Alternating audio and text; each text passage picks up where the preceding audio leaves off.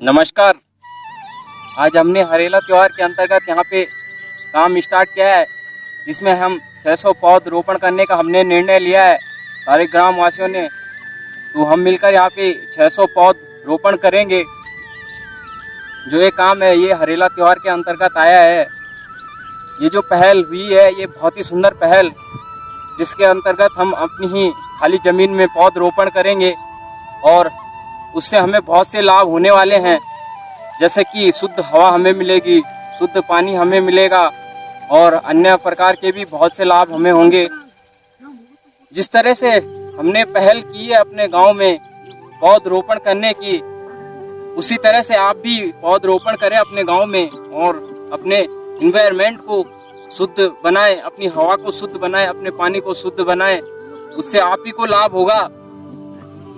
जैसे कि हमारे गांव में भी ये पहल हुई है तो हमें एक खुशी सी महसूस हो रही है कि आने वाले टाइम में हमें जो हवा होगी वो शुद्ध मिलेगी, जो पानी होगा वो शुद्ध मिलेगा और इत्यादि लाभ होंगे।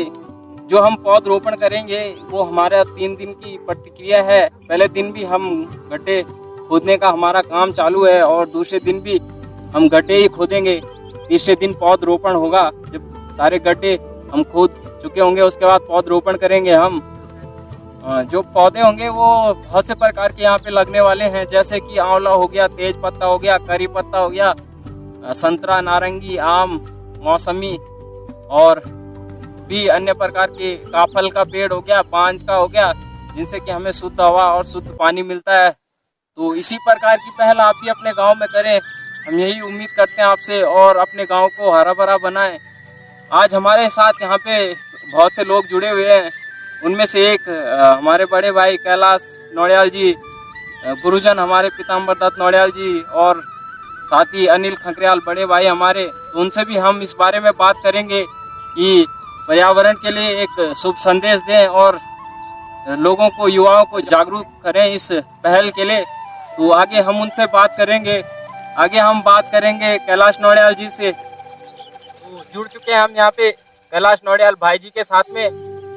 तो भाई जी, जो ये पहल हुई है गांव में पौध रोपण करने की, उसके बारे में आप अन्य क्षेत्र के लोगों को क्या संदेश देना चाहेंगे?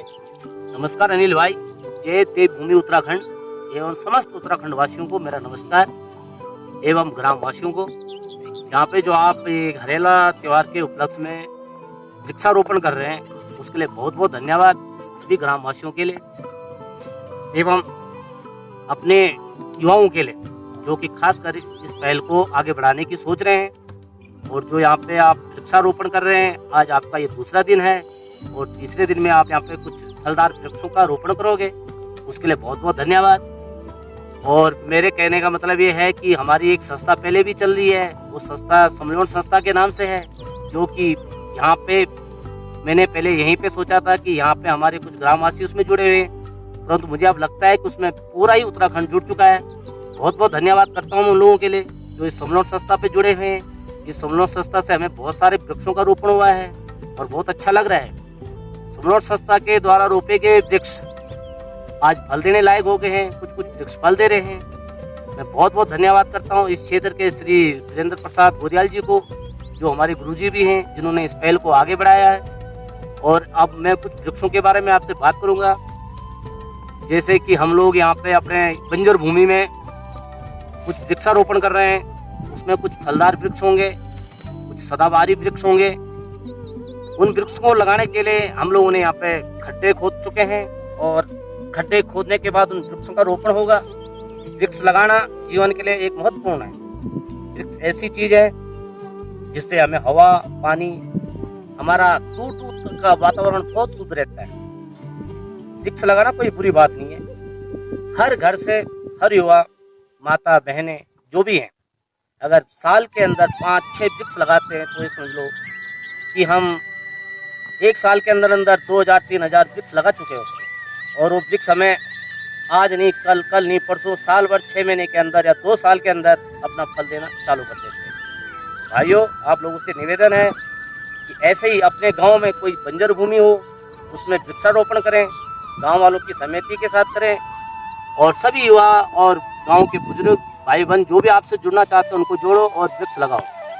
वृक्ष लगाने का मुख्य कारण हमारा जो है पानी है। पानी हमें वृक्षों से ही मिलता है।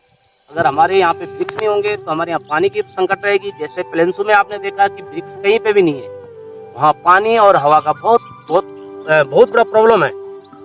वहाँ के लोग शुद्ध हवा और शुद्ध पानी नहीं खा पाते हैं। और हम तो बड़े खुशनसीब हैं इस पहाड़ी क्षेत्र में कि हमारे यहाँ पे शुद्ध हवा और शुद्ध पानी है। परंतु शुद्ध हवा और शुद्ध पानी कहाँ से मिलता हमें? इन पेड़ों से।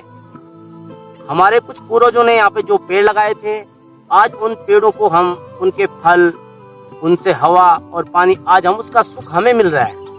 अगर आज के दिन में उनका सुख हमें मिल रहा, अगर जो पेड़ हम लगाएंगे उनका सुख हमें मिले या ना मिले, पर आने वाली पीढ़ी को उसका सुख हमें संपूर्ण रूप से मिलेगा।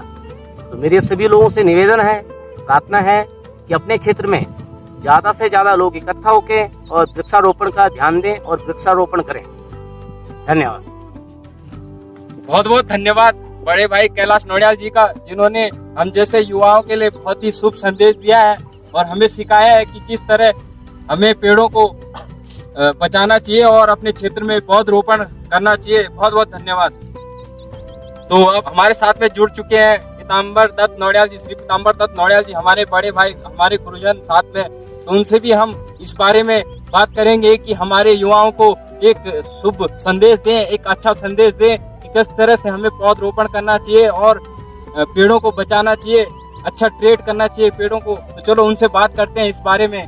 गुरुजन, क्या कहना चाहेंगे आप इस बारे में, जो ये पौधरोपण हो रहा है, और क्या संदेश देना चाहेंगे आप अन्य क्षेत्र के लोगों के लिए? धन्यवाद अनिल नौडियाल जी। प्रकार से हमें रामायण महाभारत शास्त्रों में भी इसका वर्णन दे रखा है, जो कि देवता और देवों ने भी इसी जंगल में अपना जीवन विचरण किया था।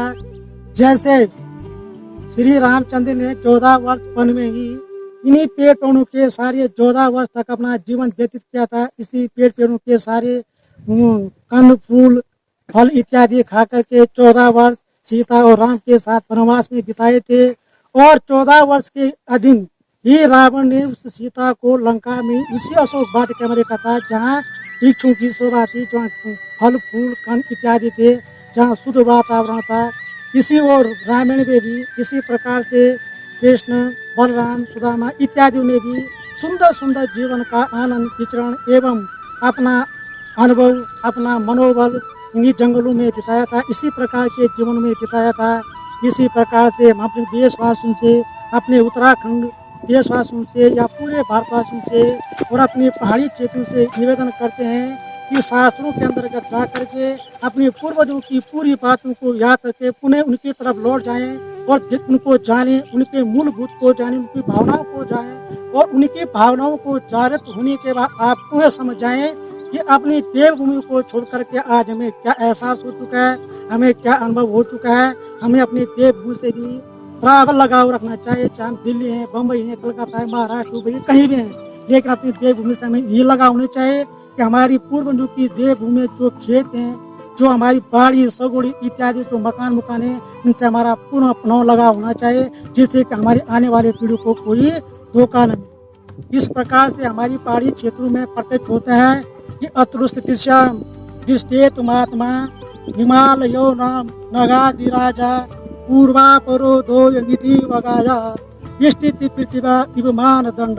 पूर्व पश्चिम उत्तर दक्षिण चारों दिशाओं में हमारे यहाँ पूरी प्रकृति छिटी हुई है, जिसमें हिमालय विराजमान है। चारों तरफ से हिमालय हिम से भरा हुआ पर्वत है, जिसके अधीन हम रहते हैं। हमें वैसे भी शुद्ध वातावरण मिलता है, लेकिन फिर भी हम पूरे अथक प्रयास से अपने बंजर भूमि, अपने आंगन, अपने खेत या अपने आंगन में शुद्ध पौधों को, तुलसी हुआ, ये अमरपत्ता हुआ, ये भोजपत्र हुआ और तुम्हारा सेब, अनार, केले, कई चीज के फलों के पौधे हैं, जिससे कि हमारी शोभा, हमारी धरती की शोभा, हमारी जननी भूमि चाहे स्वर्गा देवी, इस भूमि की शोभा बढ़ जाए। इतना जाते कहते हुए मैं अपना धन्यवाद करता हूँ और पुनः में अपने विचारों के संबंध में श्री अनिल नौडियाल को पुनः विचार विमर्श करने को कहता हूँ। धन्यवाद।